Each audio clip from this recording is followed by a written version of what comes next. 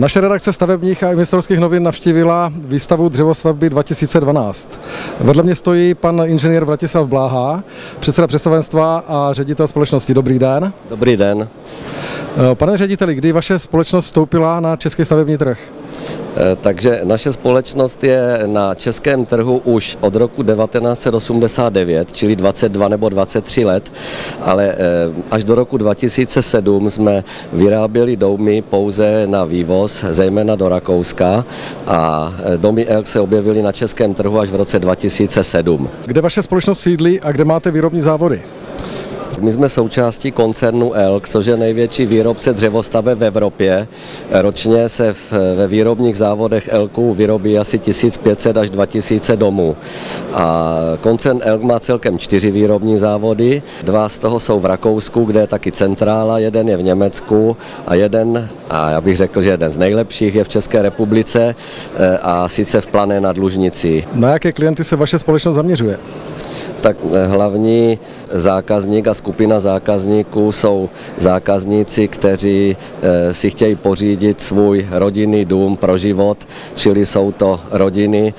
Za poslední 3-4 roky, co působíme na českém trhu, tak jsme postavili přes 200 domů, ale kromě toho jsme schopni taky vyrábět domy vícepodlažní pro občanskou vybavenost, administrativní budovy, školky, děláme motely ze dřeva a podobně, ale hlavní skupina zákazníků jsou zákazníci, kteří chtějí kvalitní, nízkoenergetický nebo pasivní dům, a i naše logo tomu napovídá, děláme domy pro život.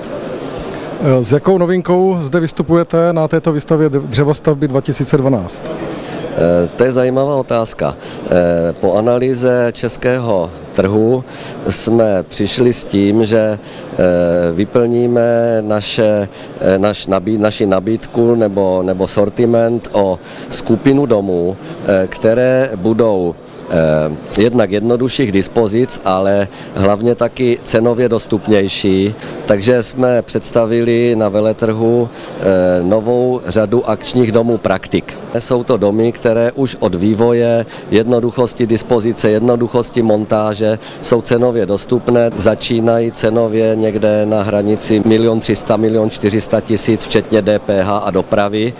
Tady na veletrhu představujeme nový prospekt, který je takto udělaný, vychází to z celkové koncepce designové prospektu ELK. Máme z toho dobrý pocit, myslíme si, že toto je jedna z cest, jak oslovit i klienty, kteří nechtějí nějaký Mercedes v oblasti bydlení, ale chtějí startovací bydlení, chtějí bydlet prostě v kvalitním nízkoenergetickém domě, ale za příznivou cenu. Naše diváky by určitě zajímalo, jakou výhodu mají dřevostavby obecně. Ty hlavní výhody dřevostavby já vidím v tom. Za prvé je to vynikající kvalita toho domu, protože ten dům se vyrábí v kryté hale, v konstantním prostředí teplotním, pod střechou. Na ten dům během jeho výroby neprší, nesněží, a navíc to vyrábí kvalifikovaní zaměstnanci.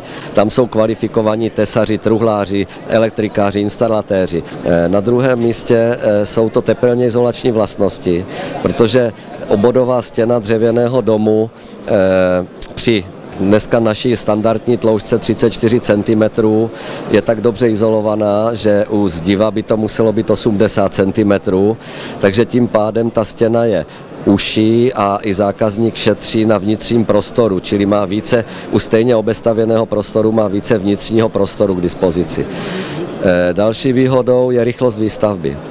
Ta dřevostavba v takovém tom základním provedení bez vnitřního dokončení se dá postavit zhruba za 3 dny nebo za týden, a pokud chcou zákazníci domy na klíč, tak tam ta vnitřní výstavba trvá zhruba ještě asi 3 týdny. Takže dá se říct, že od příjezdu domu, který vezeme kamiony na stavbu, zhruba za 4 týdny může zákazník se stěhovat. Já vám na závěr poděkuji za rozhovor, za pozvání, ať se vaší společnosti daří v prodeji vašich domů. Já vám děkuju, taky přeji vám a stavebním novinám hodně úspěchů, a určitě, jakmile budeme otvírat vzorový dům v Praze, tak stavební noviny a vaše kamerou toho nebude chybět. Takže děkuju a mějte se hezky. Pro TV Stav Jaroslav Pospíšil, Praha, Holešovice.